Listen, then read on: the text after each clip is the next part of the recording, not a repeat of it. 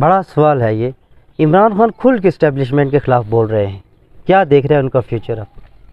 देखिए, पहली बुनियादी बात यह है कि इस्टेब्लिशमेंट के ख़िलाफ़ बोलने को बहादुरी की बात नहीं है, ये बात तो बिल्कुल वज़ाहत के साथ मैं कहता हूँ। दूसरी बात यह है कि इस्टेब्लिशमेंट को कमज़ोर करने की किसी कोशिश के हम हामी नहीं हो सकते।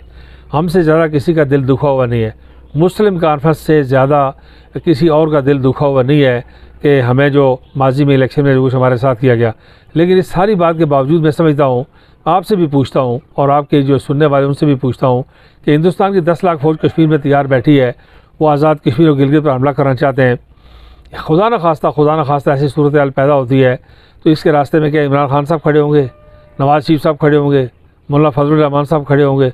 इसके रास्ते में फ़ौज खड़ी है। और मेरा कहना बड़ा सादा और सिंपल है। मेरा कहना सुनना मानना ये है कि इस बात को समझना चाहिए कि मेरे दरवाज़े पर 2 फ़ौजें हैं। एक फ़ौज मेरी हिमायत में है, एक फ़ौज मुझे रोंद के जाना चाहती है, मकबूजा कश्मीर की तरह यहाँ भी और गिलगित में भी कत्लेआम करना चाहती है। तो मुझे क्या करना चाहिए? मुझे हमलावर फ़ौज भी है और गासिब फ़ौज भी है, और उसके मुकाबले में मुझे दिफ़ा करने वाली फ़ौज भी है। इसलिए मैं अव्वल आखिर अपनी दिफ़ा करने वालों का दिफ़ा करता हूँ और अपनी फ़ौज के साथ खड़ा हूँ। और बाकियों से भी कहता हूँ कि यह बात याद रखें कि ये मुमकिन नहीं है कि अगर लीबिया में फ़ौज कमज़ोर हो तो लीबिया का ये हाल हो जाए।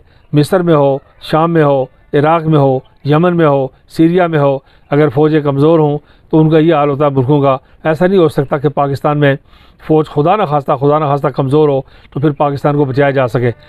फ़ौज जो है मुसल्लह अफ़वाज पाकिस्तान की वाहिद मुहाफ़िज़ हैं। एक तो ये बात समझनी चाहिए। दूसरी, इससे भी ज़्यादा इम्पॉर्टेंट बात मैं आपको बताना चाहता हूँ, जिसे आप ख़ुद भी गौर से सुने और आपके सुनने वाले भी इसे तवज्जो से सुने, कि मसला कश्मीर को लपेटने की कोशिश की जा रही है और पाकिस्तान में जो PDM की हुकूमत है वो हिंदुस्तान से तिजारत भी करना चाहती है। मैं वज़ाहत से ये बात कहना चाहता हूँ कि खुदा न खास्ता ये मैं बात को मुख्तसर करने के लिए एक सीक्वेंस में आपसे बात कर रहा हूँ कि खुदा न खास्ता अगर मसला कश्मीर लपेट दिया जाए, किसी वक्त रोल बैक कर दिया जाए, तो एकदम हिंदुस्तान की तरफ से और उसके हामियों की तरफ से मुतालबा होगा कि मसला कश्मीर ख़त्म हो गया है, तो अब पाकिस्तानी फ़ौज को लपेट दिया जाए, रोल बैक कर दिया जाए, पाकिस्तान के दिफा को रोल बैक कर दिया जाए। अगर मसला कश्मीर रोल बैक होता है तो पाकिस्तान की फ़ौज रोल बैक होती है। अगर पाकिस्तान की फ़ौज खुदा न खास्ता रोल बैक होती है, दिफाई बजट कम होता है, तो फ़ौरन सवाल उठेगा कि हम न्यूक्लियर प्रोग्राम की हिफाजत नहीं कर सकते, इसलिए न्यूक्लियर प्रोग्राम को रोल बैक करना चाहिए। अल्लाह न करे कि न्यूक्लियर रोल बैक होता है, तो अल्लाह न करे खाकम बदहान कि फिर पाकिस्तान रोल बैक होता है।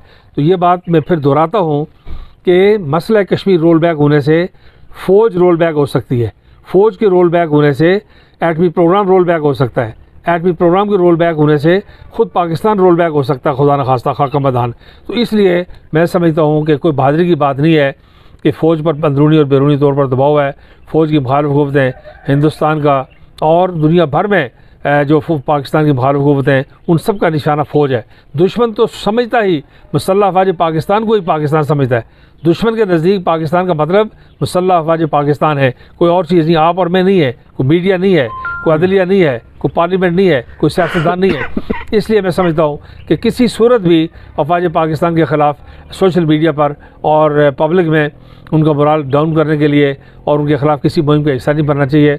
मैं मुस्लिम कांग्रेस के कारकुनों से ख़ुसूसियत के साथ और बाकी लोगों से बिलुमूम अपील करता हूँ कि मुसल्लह अफ़वाज पाकिस्तान के ख़िलाफ़ किसी मुहिम का हिस्सा मत बने, और ये ख़ुदकुशी के मुतरादिफ है, कौमी ख़ुदकुशी के मुतरादिफ है।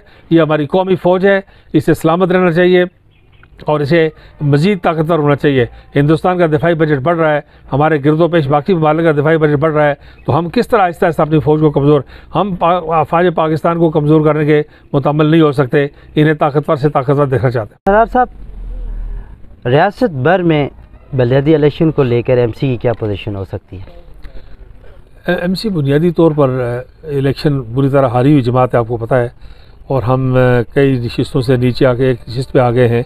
तो उसी तनासब से हम बलदियाती इंतखाबात भी लड़ रहे हैं। बाज़ हल्कों में हमारे उम्मीदवार की तादाद कम है, बाज़ में बड़ी मुनासिब है। लेकिन एक बड़ी दिलचस्प बात मैं आपको बता रहा हूँ, रिकॉर्ड में बता रहा हूँ कि बाज़ हल्कों में हम इलेक्शन हारे हुए हैं, लेकिन इसके बावजूद वहाँ बड़ी तादाद में हम हिस्सा ले रहे हैं।